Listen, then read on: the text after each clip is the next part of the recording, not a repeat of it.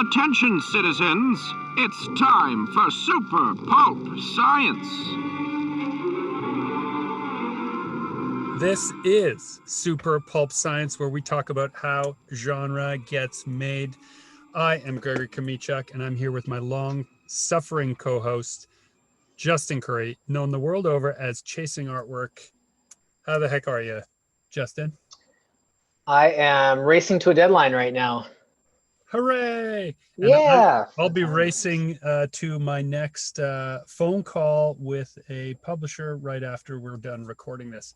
For the dear listener, you are receiving this transmission from the New York Times reported COVID hotspot in North America, but Justin and I are doing fine. I hope Oh, all are we? safe no. and sound. Yes, the New York Times has reported that Manitoba is the worst place to be in North America if you don't want to get COVID. Oh dear. That's Hooray! bad news. We made the news. Yeah. So, from my secret library and headquarters, I am recording. Justin is far away in his own little secret place. And one day we'll be able to record again and get back to that crystal clear audio quality I so long. I so long. Yeah. But without dwelling on the past, let's dwell instead on the future. Just before we hit record, dear listeners, Justin and I were talking about wordless comics. What brought it up is that I'm on to page 325 of my illustrated efforts on a project I'm doing called Moon Patrol. And on my recent draft, I stripped out all the dialogue, all the writing, and man, do I like the book so much better as a silent comic. And then Justin happened to mention the same thing. He's like, yep, Dragon Nanny maybe could fit that mold too. And then we said, I wonder if there's a market for graphic novels already finished where you just strip it out and make them silent. Now you're all caught up. So what do you think, Justin? I think it definitely works. Of them all, Dragon Nanny works the best. I think because you worked without the words or without me over your shoulder the whole time.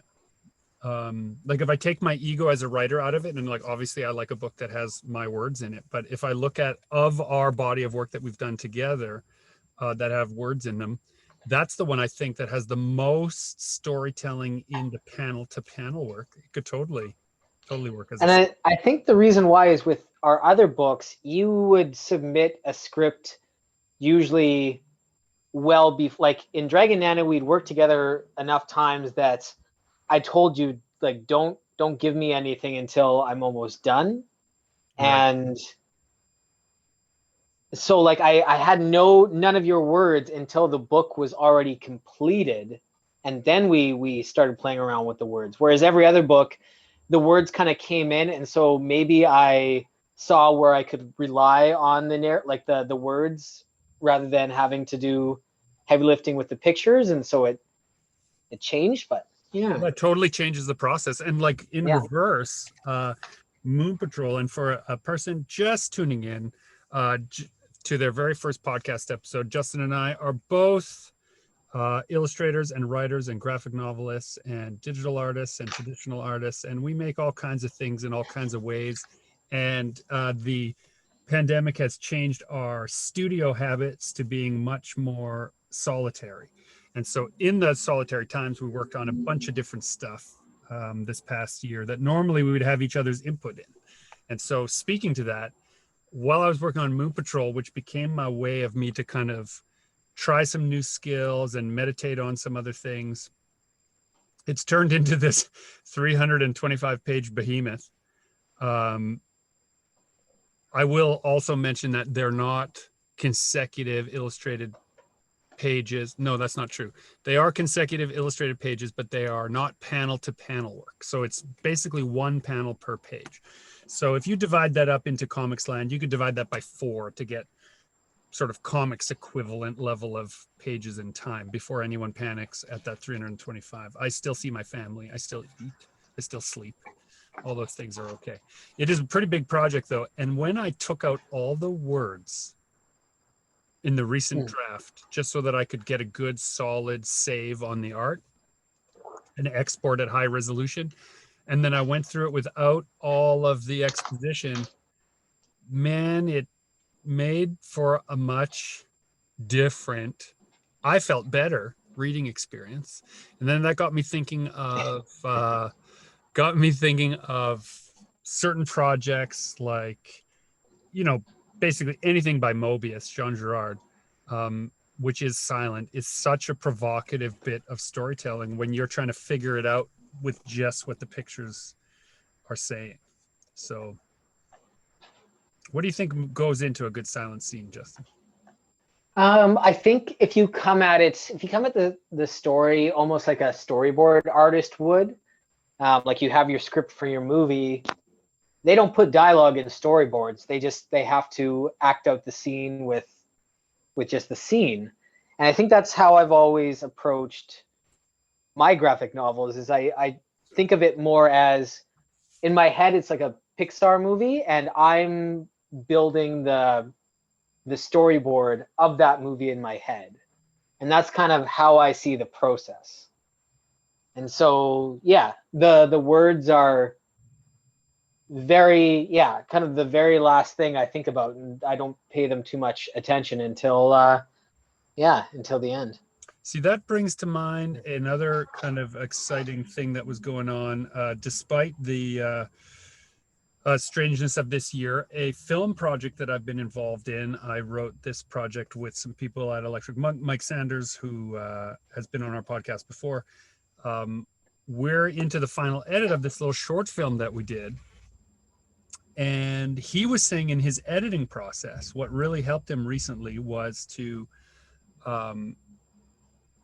ignore all of the musical. He had done a scratch track of music, and he found himself editing to the music, and it was, of course, that's wrong. If it's a scratch track, you shouldn't edit right to the music. And so once he took the music out and started editing just to the visuals, it changed how the story fit together. And the most recent cut is easily the best one I've seen so far, and so much more provocative once some of the things you come to rely on were removed. Putting them back in just made it stronger, right? So I wonder if that's a step that I'll have in Moon Patrol, where once I'm done and I think it's solid visually, tells a completely silent story, maybe there are some places to put in a couple of lines of dialogue, a couple of other things. Hard to know exactly. It's one of the dangers of working, of course, without editorial oversight. This is a project that's completely for me, by me. And so you can get some tunnel vision sometimes, I think. You have to develop that ability to be able to step back and look at the project objectively. And yeah, these days especially, that's tough. I think in the before times, it was so much easier to get other people's opinions and other people's inputs now and then. And now it feels like I'm working in so much more of a vacuum than ever before. I don't have a bunch of artists around every other weekend to bounce ideas off of and try things out with. Yeah, not that they got true. got things right all the time anyways, but Yeah, no, but it's the reflection, it's their reaction, it's someone like responding to, say, a use of line weight instead of the action of the character that can really get you excited as an artist when they notice something that you're doing, say with perspective or color or something. All that stuff feeds into the creative process in a way that, yeah, it's definitely would normally be influencing. Like if I had been working on this book with you in the studio, every time I'd have a, ooh, cool, I want to show someone this page moment, that would also, you would also say, oh, what if there was more debris? Or what if the character is bigger? Oh, push them more into the composition this way, right? You'd get all that kind of feedback. So it's interesting to be working on this without it. Can't you two talk about anything else? I'm getting tired of hearing about nothing but satellites, isotopes, conical graduations, and all the rest. The internet's response to things is kind of they're seeing it in a different light, in a different function than what it's supposed to be. So I've noticed, like, throughout my career, there's been times where I'll get great reactions to things online, and then when it comes to the actual product itself, things fall terribly short because, yeah, the internet's excitement doesn't translate to what it is when it's a book or when it's a product, or, you know, so it's doubly dangerous these days to only have the internet's reaction to some projects, because it's just such a different medium than the real world. And it's I've learned to kind of separate the excitement of online responses to what it's actually going to be in reality. Yeah, what a great point. That's interesting. Yeah, because the response, you know, into Moon Patrol, where I've posted parts of it online because the artwork is so different than what I normally do, I got a pretty strong positive response to just the whole thing. And of course, lots of people asking about what it is and when it will be and what is it for, and just finding it very different than, say, the work that I've been posting for iCollector, which we're doing with heavy metal, or the work that you and I did, which is, you know, for a very different demographic with kids. You can get into the belief that it's finished long before you're actually done thinking about it. And so what happened to me was that I was in set myself a personal deadline to finish up iCollector, which I did, and then I finished a little ahead of my own schedule, and then I had a whole day I had to set aside, Justin, to make comics that I could just work on what I wanted. And I went back through Moon Patrol, and that's when I did that export, and then I was looking through it silently, Right. and then I couldn't remember what any of the dialogue was because it had been 3-4 months since I'd worked on it, like in a serious way. And so I couldn't remember any of the words. So they weren't in the way. I was just reading the story as it existed visually. And it really, it did a different thing to me. So if there's a dear listener out there, I guess the advice that I would give is, if you're away from your book, strip all the dialogue out from it for a bit and see if it works without it. Yeah.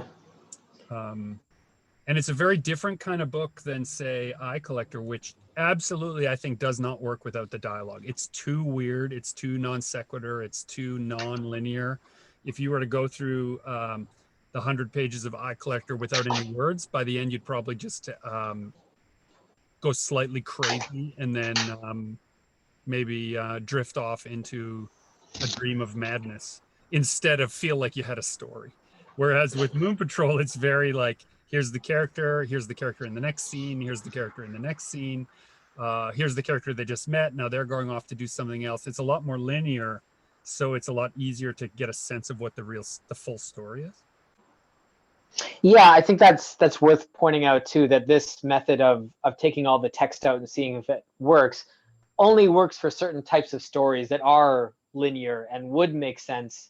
Not all comics are like that. You know, some are a little more abstract, or just, you know, they need that text. So it doesn't fit all, but fits for me. It's a good exercise. It's like that trick that you're supposed to flip your composition.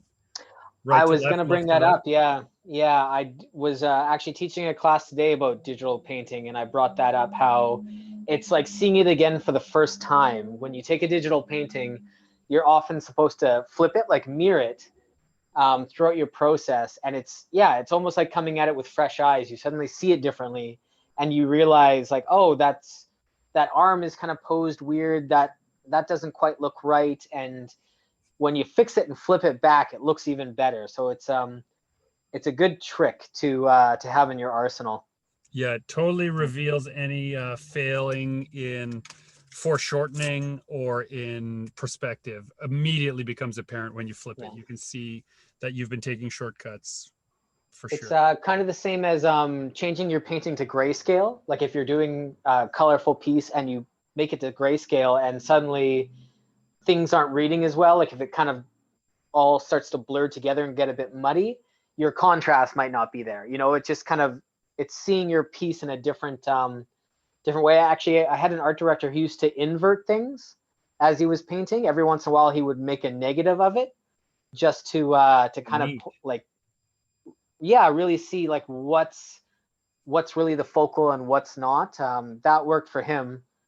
Yeah, there's all these little tricks of just kind of, I feel like I kind of do it just before I finalize a piece. I always sleep on it and come back the next day with fresh eyes to do that last little tweak. And I think that's really helped just my overall pieces. But it's just that tricking yourself into getting fresh eyes on a piece and seeing it for the first time.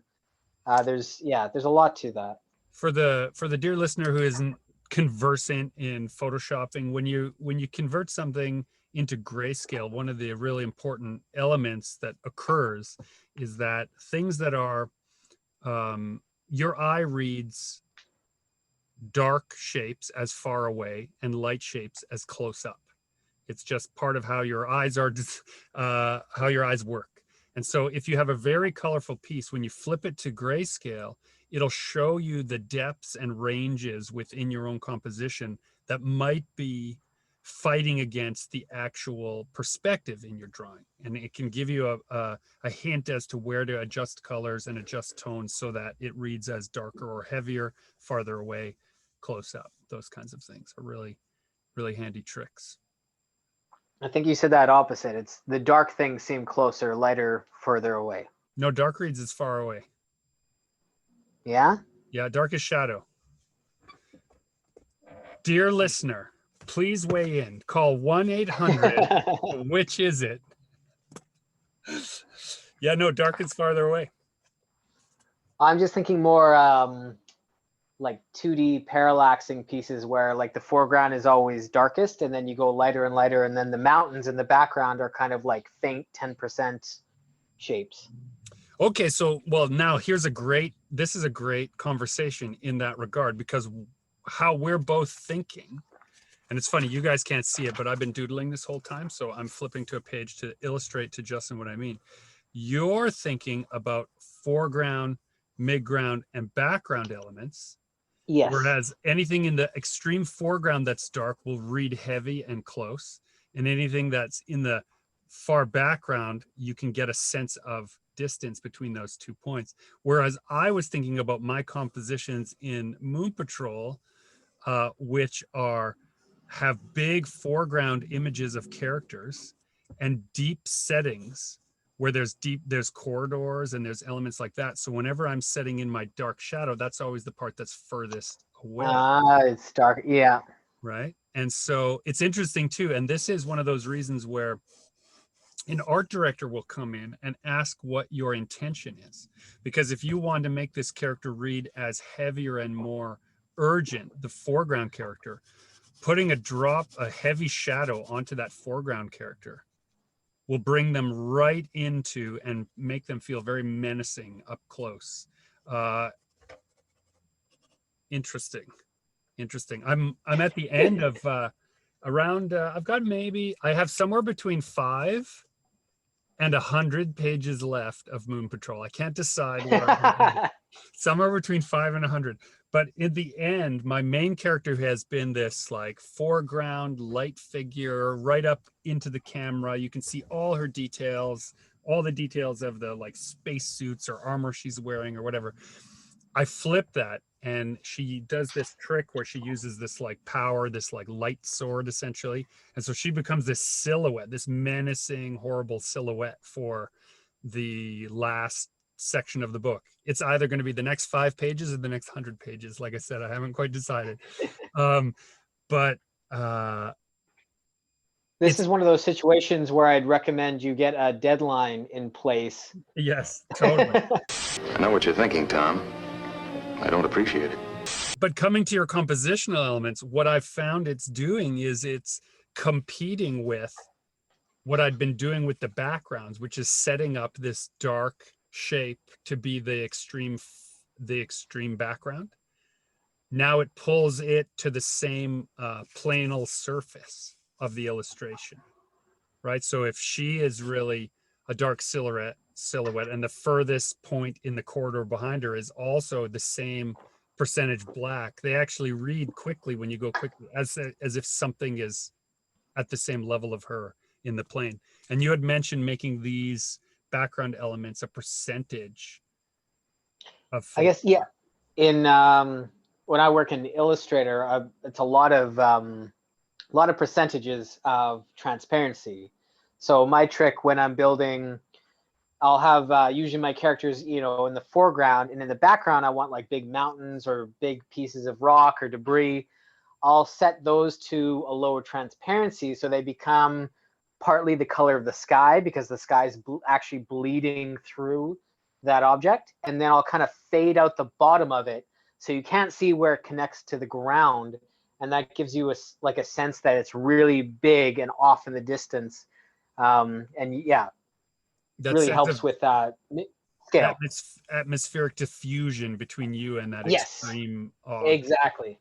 Yeah. See, I'm Exactly. working in my foreground, midground, and backgrounds in Moon Patrol are most of them are interiors inside of a dwelling on the moon. So these really complicated interiors that I'm trying to create a sense of scale in that the scale is that the corridor or the rooms go on for a long distance into the background, but they're quite tight in together. So, and I can't have, normally what I would do is I would use scans I have of a bunch of watercolor washes that I do. And I often put that in to create diffusion in my regular sort of quote unquote regular art practice.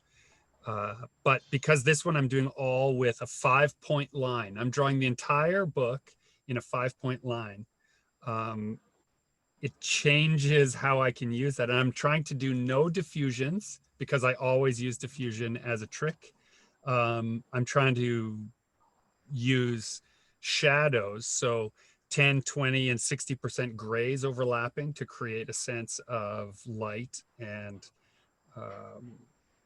distance instead of the kinds of stuff I would normally do. So it's interesting to think about, at least from my perspective.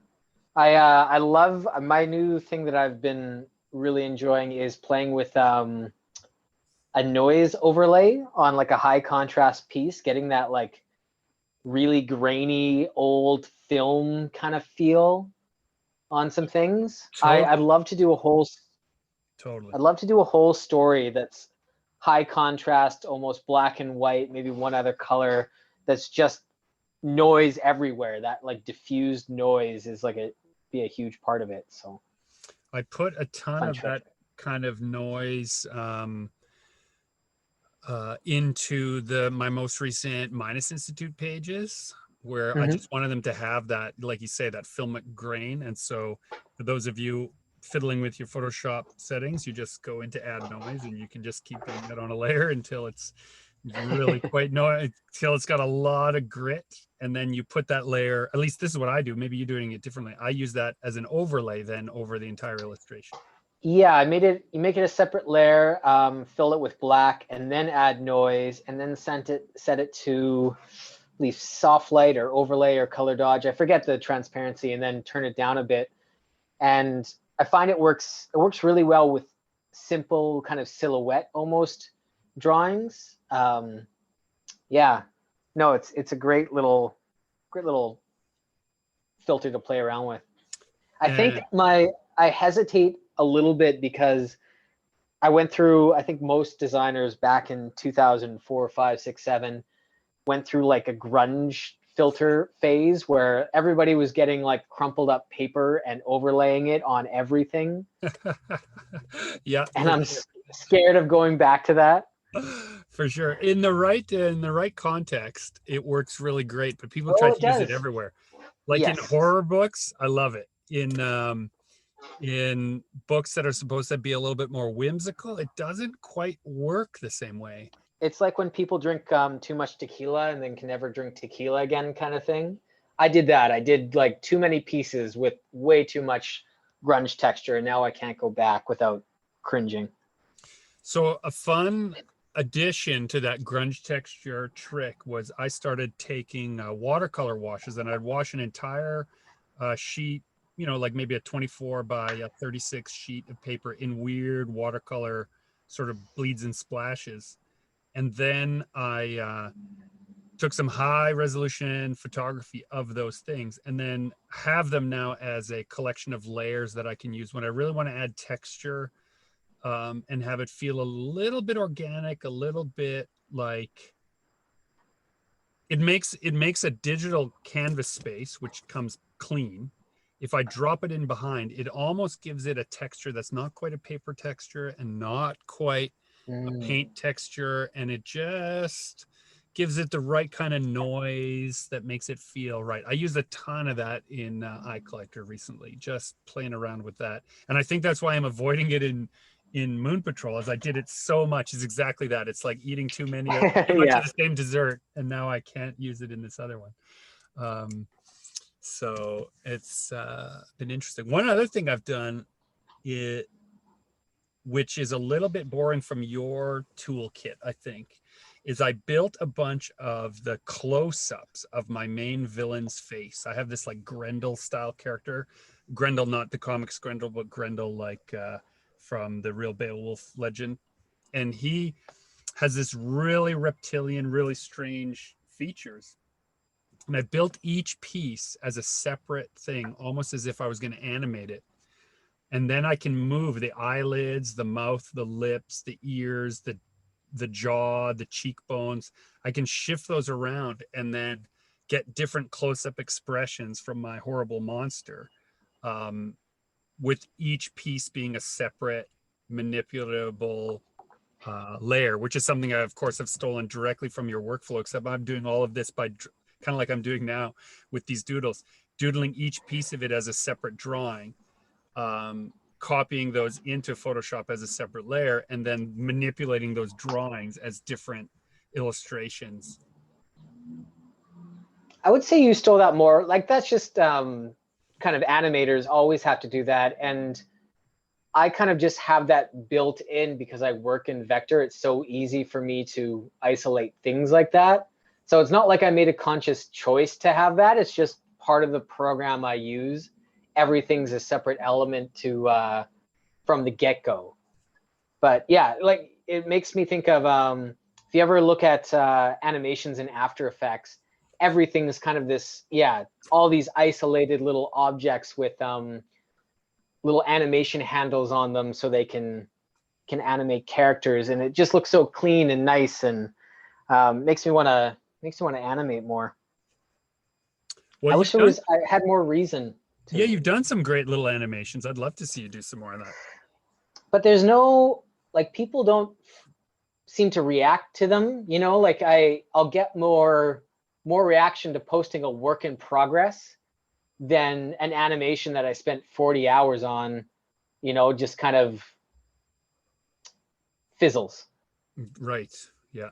Interesting. And so maybe that just means I haven't found the correct way to present it, or maybe I haven't found the right place to post it. Like we talked about on like one of the last podcasts about, you know, if you're doing kind of fine artsy work and you're going to Comic-Con and nobody's reacting, well, maybe it's because that's just not your crowd. But then if you went to a craft sale or presented in a gallery, people would, you know, love it. You may have just not found the right vehicle for that thing yet. So don't give up on it. You got a gun, Charlotte. That isn't like you. But gun or no gun, here I stay. I helped build this town. I've been pitching a lot more film and television stuff this past year, you know, to varying degrees of success. But I think now that I'm hearing you say that, one other thing that could accompany any number of animation pitches would be some of that low-key animation that you're doing. That might be a place where the people who are trying to understand the concept with a little bit of motion would really benefit from seeing some of that.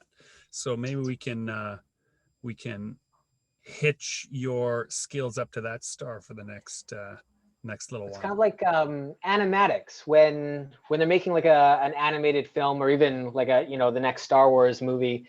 They'll storyboard the whole thing, and then they go into an animation program and plot those still rough storyboards onto screen with usually, you know, they don't have the full cast there, but they'll just get other people in the studio to read out the dialogue. They'll have a fake soundtrack in there, and that's just to give, you know, the producers or the people calling the shots a really rough idea of what the movie is going to be. They watch this slideshow of all these still images with audio and you know, yeah, just kind of practice audio on top, and that's gives them kind of an idea of like, oh, this movie flows really well, or, you know, it really drags here and we got to punch that up and blah blah blah. There's a great documentary about the making of The Road to El Dorado. No, Emperor's New Groove. The Emperor's New Groove originally was a drastically different movie, and they had started animating and they had gotten the entire movie recorded with, like, Owen Wilson was in it and a couple other like big stars, and they made the animatic with a couple of test animations, and they screened it and it just wasn't working. And they were early enough in the process that they scrapped it and started from scratch, and that's what became The Emperor's New Groove. Drastically different than, I think, the more like serious and somber story they started making. But they caught it in the animatic, just this wasn't working. It didn't catch, so we need to start over again. See, that comes back to where we started here, where having had a break from a piece, if you take out some element you've been relying on, you can look at it with a little bit of a fresh eye. So the animation is still, and so you're just paying attention to how long each thing is going to be on the screen and whether the jokes are landing in dialogue. And then you say, no, definitely no point in spending the next 7 months animating this. It's not working, right? We're doing the same thing with our graphic novels, is we're taking out a piece and saying, does it still work? Does it still tell a story? And if not, maybe then there's some fundamental piece missing. Or maybe it's too jumbled. Like, see, what I was finding with Moon Patrol is that it's too packed. I was trying to put in too many references and elements related to, I think, pre-existing mythologies. It almost required people to have as deep a love, a nerd-like otaku obsession with world mythologies as I did. And when I took out all the characters talking like that and just had it be the story visually, it just told a much cleaner, direct, character-driven story without all that pomp and circumstance. So I had to get out of my own way, I think. You had to kill your darlings a little bit. Totally. But what's great is that I couldn't have got there without it.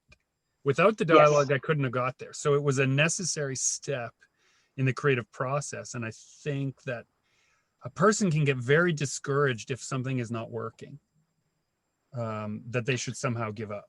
Yeah, I've recently been re-going over another book that Gregory and I have been writing called Lost Luggage.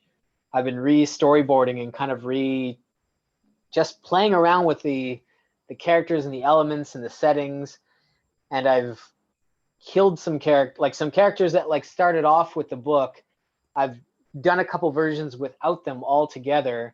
And it kind of struck me how, like, I think a couple years ago, I wouldn't have been able to like just remove that character so easily and redo the book without her. But now, because I think I've just got, I've got like 4 books on the go in different stages. I know I'm going to be making a lot more. It's just, it allows me to kind of step back a bit and make the harder decisions to make this a better book, because it's not the only thing on my plate. Totally. Yeah. I will point out too that there's this, it's the kill your darlings metaphor of writing, which is always that sometimes the part you like the best is the part that you have to cut, and you just have to be willing to do that.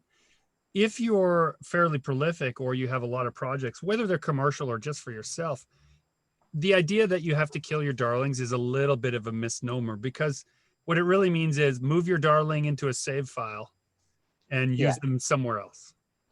What I think it usually actually means is like, it's not your darling. It was just one of the first ideas. So it's been around the longest, Yeah. and you just tend to be more attached to things that have been around longer. So that's why I think like you're really attached to that first idea because it was kind of the origin, and it's harder to move away from it just because it's been around your head so long. That's what I noticed with a lot of the things that end up getting scrapped were just some of the first ideas. And so I feel strongly about them because they've been with the project for so long, but they just weren't the strongest and needed to go. They weren't darlings, they were just the oldest. Yeah.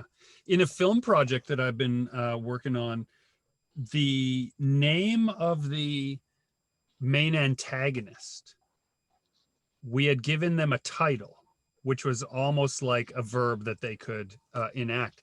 And once we changed in a later version of the script, sort of what the actions the character would take were, it was really hard to imagine them differently until in my own head, I just changed their name to this other thing. So you can have something in your creative project that is unintentionally getting in the way of the direction, the better direction, simply because it's just been like, exactly like you say, it's just been around there since the beginning.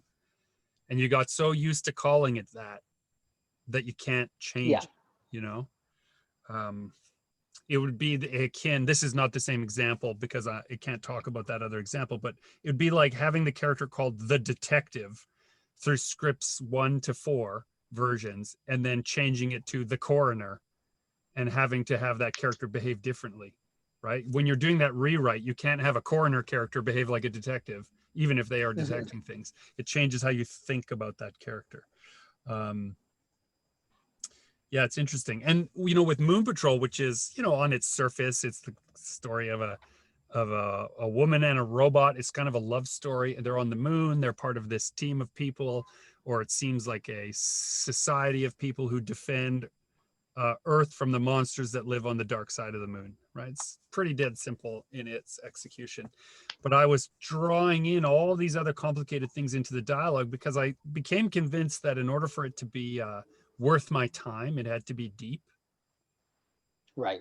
And once I gave up on the idea that it somehow had to have this deeper level in the dialogue, and it could just be what it was, a diversion, a exploration of negative space, an exploration of negative space in story.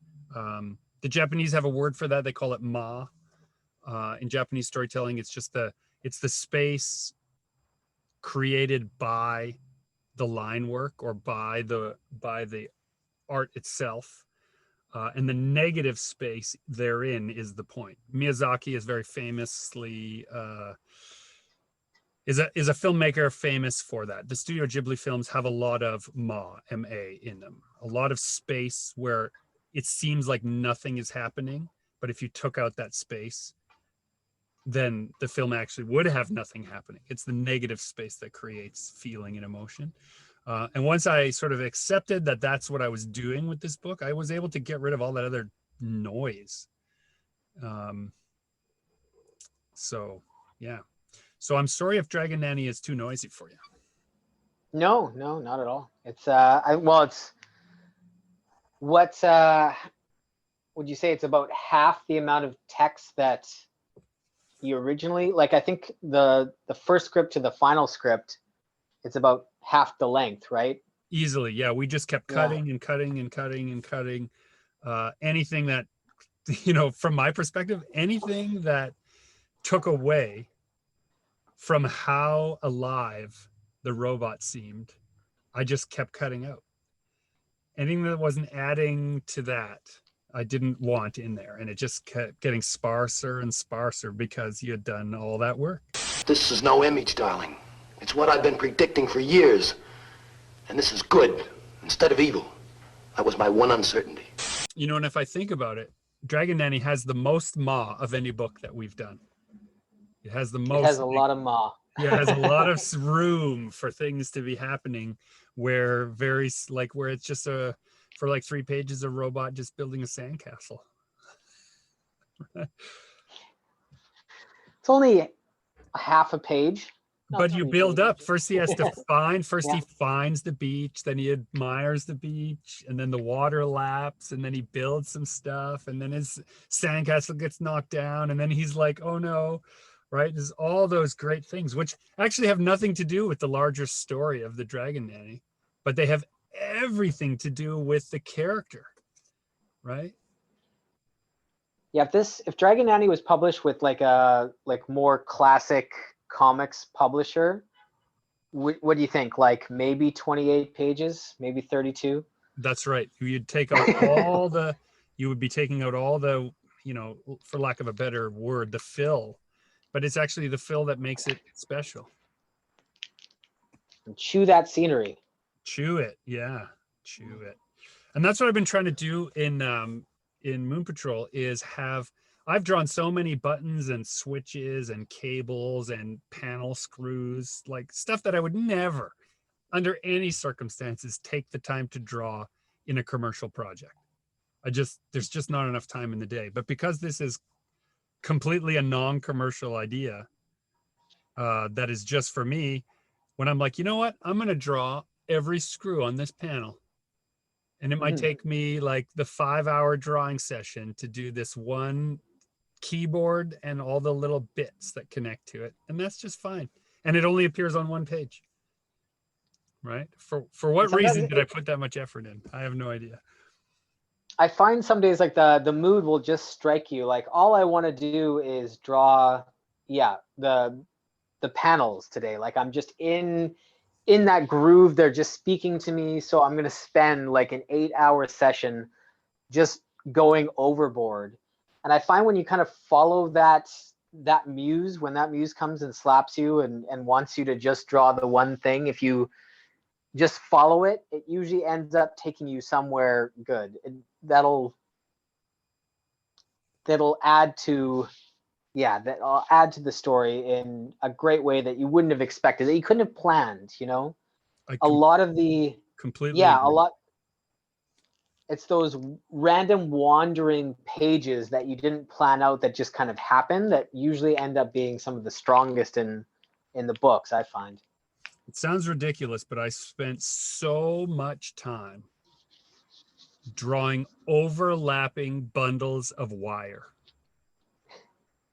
It's been like my meditative release is just to have overlapping and underlapping S-curves ad nauseum. And then I turn that to maybe a 30% opacity in the background of the midground of, like it's not even informative, except that it makes the place they're living in seem like it was really hard to build, which I guess is a storytelling element, but that's not why I did it to begin with. It just felt good. Or the other thing that I find stuff like that is always good for is the back of the book. I always like to have a couple pages of back matter, and I want all kinds of cool little things included in there.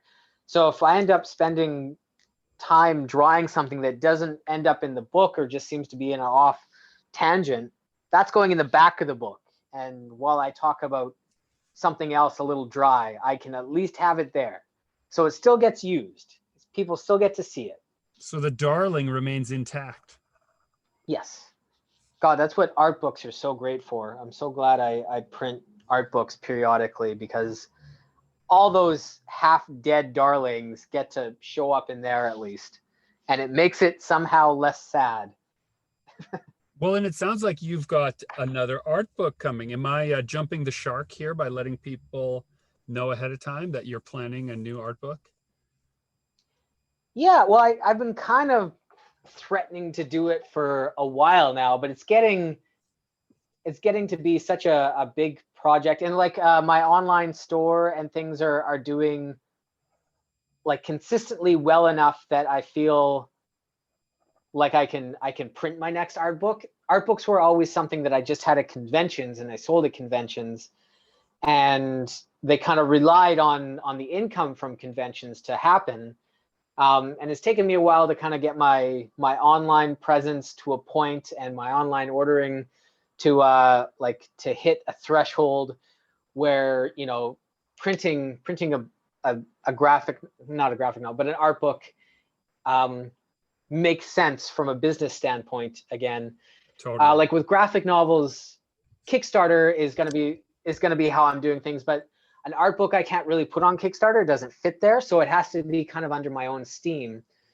And like I put up online just kind of asking, are you more interested in like my next graphic novel or my next art book? And it seems like it's almost neck and neck, but art book seems to be winning. And somebody messaged me just like asking, why don't you print both? And the reason there for people like us who are independent artists, like we have to print the book ourselves, and even a short run of a book is thousands of dollars. And so you can't just you can finish a book, but just to print a book is kind of a big commitment. Yeah, and especially now, making a book can be a personal exploration. Printing a book is a business move, and you shouldn't conflate the two, dear listener.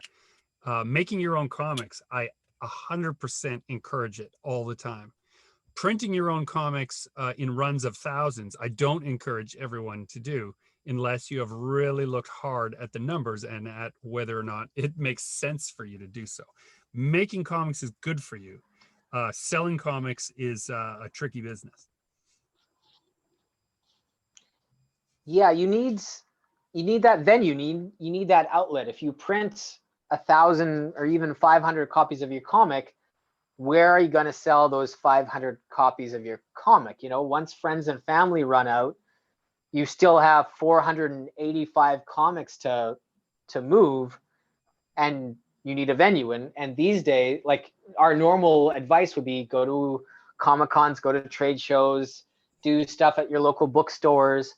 But I don't have any of those options right now. So I really needed to make sure my online store and system was working well enough to warrant a big investment in something like an art book. And so I've have all these ideas of kind of making a bit of a Kickstarter page kind of through my own website, like not go through Kickstarter, but just do a big, awesome pre-order show of kind of what's going into the book and what's coming, what people can get with all the pre-orders, because I really want to push the pre-orders with the art book. So I'm gonna come up with all kinds of stuff like that. But that's a good idea, because the pre-orders sets, of course, what tells you how much your cash flow is affected by the print run. It's exciting now that I've kind of decided in my mind that's going to happen. And the other reason was, like, I'm really excited to kickstart my next graphic novel, but I really wanted to have a new art book to go along with that. Like, I wanted some kind of great tier where you get my new art book and my new graphic novel in the same go, and I want them to come out relatively close to each other. So it's also, this is kind of bolstering my next graphic novel. I want this art book to go hand in hand with my next storybook that comes out.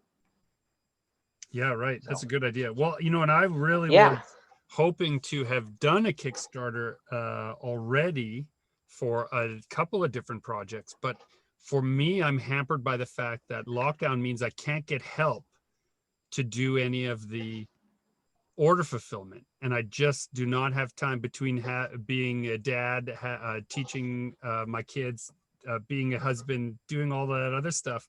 I can't also throw on top of that fulfilling all of that stuff, which normally I would just, of course, hire some people to come and help. But we're not able to do that in Manitoba yet. So I'm kind of waiting until it's safe for me to get all hands on deck before I do some of that stuff, because I want that fulfillment to be efficient and timely. And if I were to do a Kickstarter now, my fulfillment would not be efficient or timely, just the way that my life is structured currently. No need for papers now. They're nothing but a stack of ideas and notions. Useless. Are you open to the idea, like, I'm just spitballing here, but to do a Kickstarter now that you're not promising fulfillment until like early 2022, like set set that fulfillment far enough in the future that you're sure that things can be done safely and like easier than in a month's time. Yeah, it's an interesting idea. I just Because like I think, my 2 cents would be that it feels like almost like you'd be tricking people with the small print, like back my Kickstarter, PS, it's 2 years before you get it. right. But aren't people on Kickstarter fairly used to, you know, long timelines like that? Like a lot of the books on Kickstarter are quite a ways off from being finished. Right. And you're not delaying it because you need to finish it. You're delaying it because you need to get that shipping logistics really figured out before. Yeah. Yeah, right. It's interesting. Well, I mean, like, where would I would have to warehouse it at the studio where we can't be together at. I'd have to bring, you know, like, it's just right now, there's so many things that make it impossible for me to do that I cannot wait for the floodgate to open and have even if we were at like half of normalcy, to me right now, that would feel like an embarrassment of riches. And I just cannot wait for that. So what I'm doing is I'm focusing my time on finishing the books, making sure that they're complete, making sure that when the time comes to release them, either with a publisher or with another Kickstarter, there is nothing left to finish on them except layout and design, right? Like deciding on the Right. form of the book itself, because the content is already finished. That's what I'm just focusing on, and trying not to get too discouraged by the state of the world, and instead focus on the content, which is something I have total control over, how much content goes into the book. So that's what I'm putting my efforts into currently. I cannot wait for us to be able to get like Hannah back into the studio to finish off our other book, to be able to do our next big graphic novel together, to be able to have a big gallery show. I have such a growing list of after the after. Yes, after the event. Yeah, after the event, that I just cannot wait. But I mean, you know, I'm excited to sit down with you and go over all my shipping tricks as well. I've learned so much about mailing things in this last year. I feel like I'm 10, 20 times just more confident and better at that kind of stuff. I can't wait. Than even a year or two ago. It's wait. And for me, it's just there's too many people in my direct circle who are significantly at risk from the event, that it's just not worth it. It's just I wouldn't be able to live with myself if I was the reason. And so we've just been keeping our circle real small. Fair enough. You have to run off to a meeting right away, do you not? Yeah, actually, in good news, I have a meeting with the publisher. I have a hopefully to dot the I's and cross the T's on a contract coming up. I had a pretty good piece of news that landed that I'm all being very vague, but put simply, I think there's a piece of something that is coming to be finished that will be a great way to market the book that were also finished, and that the two things can work together in a way that I haven't done before. And that is the meeting we're going to have next. And I promise, dear listener, I will be way less vague the next time we are on the subject of this book, because after this meeting, I'll know what the answers are. Is that next week? Can you be less vague next week? I think so. Well, next recording week, where these episodes land, that'll be a whole other thing. Oh. So yes, we should. Before you go, I wanted to ask before you go, when we go back to events, are you going to turn tipping on your point of sale device? What a funny thing to ask me right now. You know, it's funny that I made a note in my book a while ago that I came across recently. And it said, turn tipping on, but make it a charity. Oh, So that's great. I think that might be the answer to your question, is that I generally hate the auto tipping function that is on every freaking thing right now. I I have like just tipping, noticed, yeah, so but I don't many. like it being. I do too, but it just seems like every single company has turned it on. And as you know, we're artists. I feel like our customer service is sometimes like it's these businesses that recently there was like a convenience store had it turned on, and then a like a beer store that I go to where you go and grab your stuff and you bring it to a counter. They had their tipping turned on as well. So there's no customer service, there's no interaction of any kind in both those situations. And I'm just sitting here thinking like, why is it okay?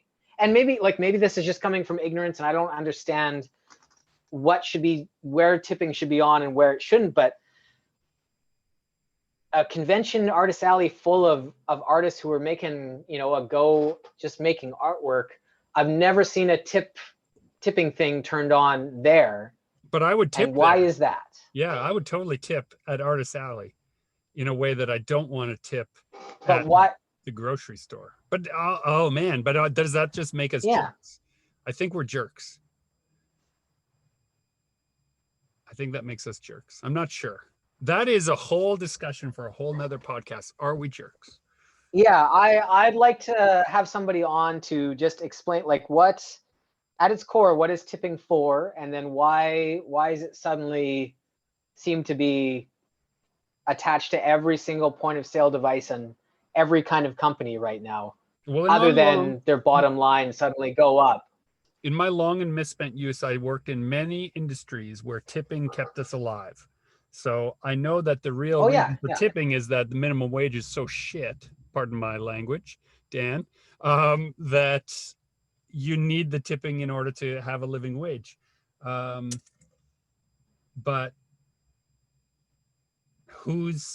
So does that not apply to starving artists? Yeah, I think better probably applies there more than anywhere else. Yeah. So I'm definitely for tipping your artist, but why wouldn't I be for tipping your sandwich artist then? I think I'm a jerk. Yeah. Huh. Well, I don't know. This has been Super Pulp Science, where we talked mostly about making artwork and then a little bit about tipping. Our tip to you is that you should flip your compositions. You should flip them to grayscale to check your foreground, midground, background elements. And you should try in all of your graphic novel drafts to remove all the dialogue and see if it reads better without it. This has been Super Pulp Science, where I encourage you to join the fight and make comics.